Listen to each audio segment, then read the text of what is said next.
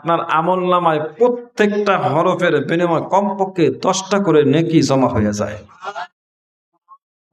সুবহানাল্লাহ, আলহামদুলিল্লাহ বলা দরকার। আল্লাহ রাসূল বলেন, তাসবিহাতুন ওয়াহিদাতুন খায়রুম মিনাদ দুনিয়া ওয়া মা ফিহা। একবার তাসবিহ সুবহানাল্লাহ আলহামদুলিল্লাহ বললে আল্লাহ পাক আসমান এবং জমিনের ফাঁকা জায়গা, গ্যাপ জায়গা সওয়াব দিয়া ভরপুর করে দেন। এজন্য সুবহানাল্লাহ আলহামদুলিল্লাহ একটু জোরে বললেন। মনে কষ্ট নাই তো কোনো? না। আরে কষ্ট থাকলে করুম কি, কয়দিন পর তো মরেই যায় মুগা। কষ্ট রাইকেই কি হবে? আল্লাহ, আমাদের হায়াত খুবই কম, কিন্তু আমাদের পাওয়ার বেশি।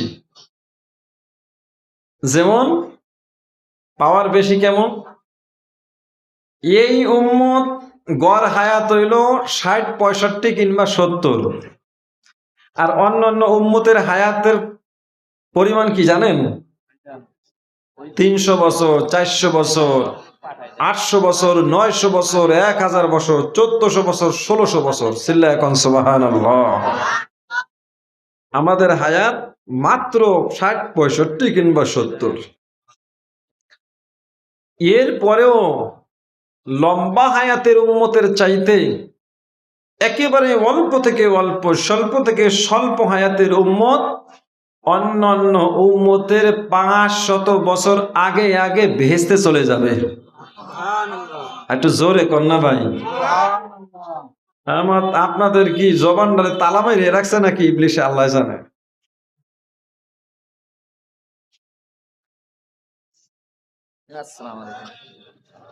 এরপরে এই উম্মত আসছে শেষে, হাজার হাজার বছর পরে আসছে উম্মত দুনিয়ায়। অথচ এই উম্মত অন্য অন্য উম্মতের 500 বছর আগে আগেই ভেস্তে চলে যাবে। কি মনে করছেন? চিন্তা করে দেখছেন? একবার সুবহানাল্লাহ বলবেন, আল্লাহ পাক রব্বুল আলামিন কম পক্ষে 10 বার সুবহানাল্লাহ বলার সওয়াব দিয়ে দিবে। একবার আলহামদুলিল্লাহ বলবেন, কম পক্ষে 10 বার আলহামদুলিল্লাহ বলার সওয়াব দিয়ে দেবে। আর এক একটা তাসবির নেকির পরিমাণ হচ্ছে তাসবিহাতুন ওয়াহিদাতুন খায়রুম মিনাদ দুনিয়া ওয়া মা ফিহা। আসমান এবং জমিনের মাঝখানে ফাঁকা জায়গা নেক দিয়ে পরিপূর্ণ করে আপনার আমলনামায় দেওয়া হবে। সুবহানাল্লাহ। ওই চাচা এমন কে বলছে, মানে উনি সুবহানাল্লাহ কইব না, নিয়ত করে আইছেন না, সুবহানাল্লাহ বললেন নাকি আছে। তাহলে এই উম্মত অন্য অন্য উম্মতের 500 বছর আগে বেহেশতে চলে যাবে, অথচ আসলাম হাজার হাজার বছর পরে। এরপরে হায়াত পাইছি মাত্র 60, 65 কিংবা 70 বছর। এই 70 বছরের ইবাদত যেই উম্মত হায়াত পাইছে 1000 বছর, ওই উম্মতের তুলনায় এই উম্মতের ইবাদত তো কম হওয়ার কথা। কিন্তু হায়াত কম হলে কি হবে? আল্লাহ পাক রব্বুল আলামিন এই উম্মতের অল্প হায়াতের ভিতরে নেকি এত ভরপুর করে দিয়েছেন। এই উম্মত, এই যে শাবানের আজকে 1 তারিখ, 14ই শাবান দিবাগত রাত্রে শবে বরাত, যেটাকে লাইলাতুল বরাত বলা হয়, এই লাইলাতুল বরাতের রাত, শবে বরাতের রাত্রে, এই একটা রাত্রের ইবাদতকারীর আমল নামায় আল্লাহ পাক কম পক্ষে 400 বছরের ইবাদতের সওয়াব দিয়ে দিবেন। সুবহানাল্লাহ। কয়শো বছরের ভাই? জোরে বলেন। 400 বছরের ইবাদত। এরপরে আসতেছেন, নবীজি দোয়া করছেন, আল্লাহুম্মা বারিক লানা ফি রজব ওয়া শাবান ওয়া বাল্লিগনা রমাদান। আল্লাহ রজব আর শাবানের বরকত দেন, রমজান পর্যন্ত নেক হায়াত দারাজ করেন, নেক হায়াত বাড়ায় দেন। এই যে রমজান মাসে আল্লাহর রাসূল কেন নেক হায়াত চাইলেন, রমজান পর্যন্ত হায়াত বাড়াইয়া দেন? এই রমজান মাসে একটা রাত আছে যেটাকে লাইলাতুল কদরের রাত বলা হয়। এই লাইলাতুল কদরের একটা রাত্রের ইবাদত, যে ব্যক্তি একটা রাত ইবাদত করবে, আল্লাহ পাক 1000 মাস ইবাদত করার সমান সওয়াব দান করবে।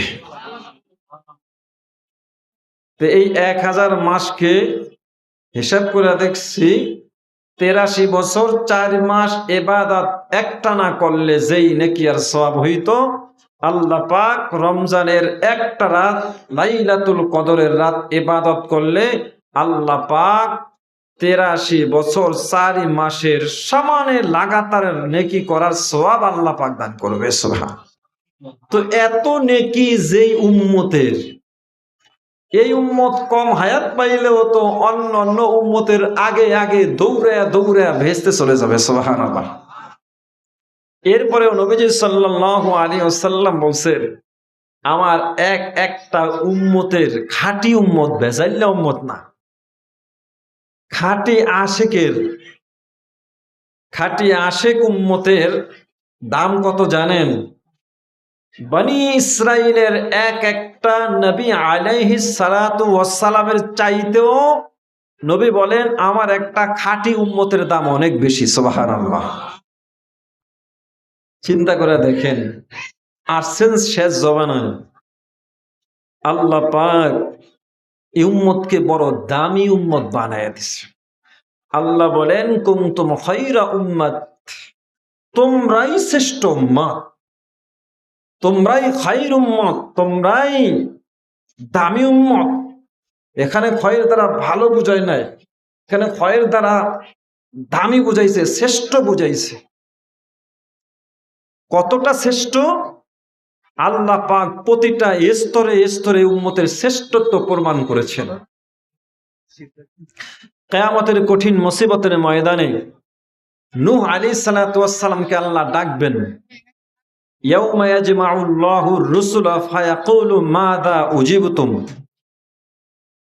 নূহ আলাইহিস সালাতু ওয়াস সালামকে ডাইকা বলবেন, ও পয়গম্বর নূহ, আপনার উপর যে আমি রিসালাতের দায়িত্ব, নবুয়তের দায়িত্ব, তাওহীদ প্রচারের দায়িত্ব দিয়েছিলাম, আপনি কি আপনার এই রিসালাতের দায়িত্ব, নবুয়তের দায়িত্ব যথাযথ আপনার উম্মতের মাঝে প্রচার করছেন, পৌঁছাইছেন? নূহ নবী বলবেন, ইয়া আল্লাহ, আপনি দেখেছেন। এরপরেও আমি বলছি, হ্যাঁ, আমি আমার উম্মতের কাছে রিসালাতের দায়িত্ব যথাযথভাবে আমি পৌঁছায় দিয়েছি। সুবহানাল্লাহ বলেন। এরপরে নূহ আলাইহিস সালাতু ওয়াস সালামের উম্মতদেরকে ডাকবেন, এ নূহের উম্মতেরা,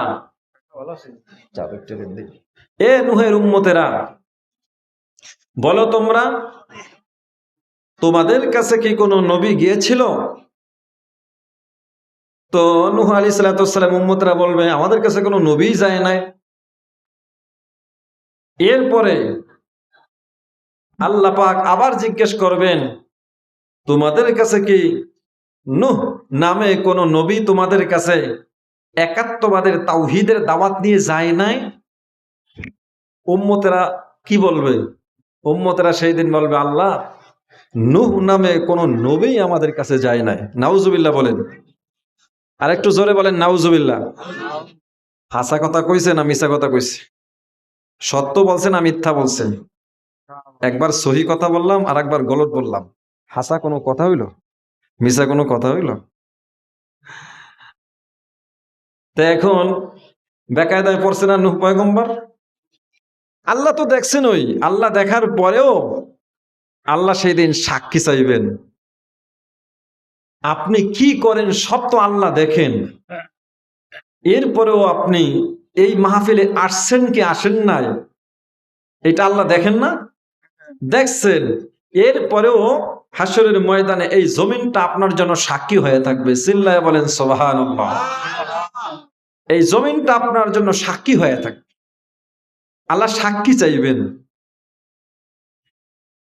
আল্লাহ পাক নূহ আলাইহিস সালাতু ওয়াস সালামকে বলবেন যে, আপনি যে বললেন আপনার উম্মতের মাঝে আপনার নবুয়তের দায়িত্ব যথাযথ আপনি পৌঁছিয়েছেন, আর আপনার উম্মত বলে না আমাদের কাছে নূহ নামে কোনো নবী আসে নাই। তো এবার আপনার সপক্ষে কোনো সাক্ষী প্রমাণ আছে যে আপনি তাদের কাছে যায়া দাওয়াত পৌঁছাইছেন? আপনার কোনো সাক্ষী আছে? নূহ আলাইহিস সালাতু ওয়াস সালাম বলবেন হ্যাঁ আল্লাহ আছে। কয় কে আপনার পক্ষে সাক্ষী? কয় ইয়া আল্লাহ, ইয়া রহমান, ইয়া রহিম, ইয়া সত্তার, আমার সপক্ষে আখেরি উম্মতের আমার সাক্ষী আছে। চিল্লায়া কোন সুবহানাল্লাহ। আরেকটু জোরে কোন ভাই সুবহানাল্লাহ। কাদেরকে সাক্ষী মানলো? কথা কয় না। আখেরি উম্মত। আপনি আখেরি উম্মত না? আপনি নবীর উম্মত না? আরে বুড়া বাবা আমার কথা বোঝেন না? আপনি নবীর উম্মত না? কথা কন নাকি? আমরা আখেরি নবীর উম্মত, আমাদেরকে সাক্ষী মানবে। অথচ আমরা নূহ আলাইহিস সালাতু ওয়াস সালামের জমানায় দুনিয়াতে আসিই নাই। নূহ আলাইহিস সালাতু ওয়াস সালামেরও হাজার হাজার বছর পরে আমরা দুনিয়ায় আসছি। তা আমরা কিভাবে দেখলাম যে নূহ আলাইহিস সালাম তার উম্মতের কাছে সঠিক দাওয়াত পৌঁছায় দিয়েছে? এবার আল্লাহ পাক রব্বুল আলামিন আখেরি নবীর আখেরি উম্মত অর্থাৎ আপনাকে আমাকে তলব করবেন, ডাকবেন, এরে আমার আখেরি নবীর আখেরি উম্মতেরা বলো দেখি আমার পয়গম্বর নূহ তার উপর অর্পিত রিসালাতের দায়িত্ব তার উম্মতের মাঝে যথাযথ পৌঁছাইছিল কিনা? আপনি আমি সেই দিন আখেরি উম্মত বলবে আল্লাহ আপনার পয়গম্বর হযরতে নূহ আলাইহিস সালাতু ওয়াস সালাম তার উম্মতের মাঝে তার উপর অর্পিত রিসালাতের দায়িত্ব যথাযথ পৌঁছাইছিল। এই রিসালাতের দায়িত্ব, তাওহীদের দায়িত্ব, কালেমার দাওয়াত দিতে যাইয়া আল্লাহর পয়গম্বর নূহ কত মাইর খাইছিল, আল্লাহ কত নির্যাতনের শিকার হয়েছিল। মার খাইতে খাইতে কত সময় আল্লাহর জমিনে বেহুশ হয়ে পড়ে থাকতো।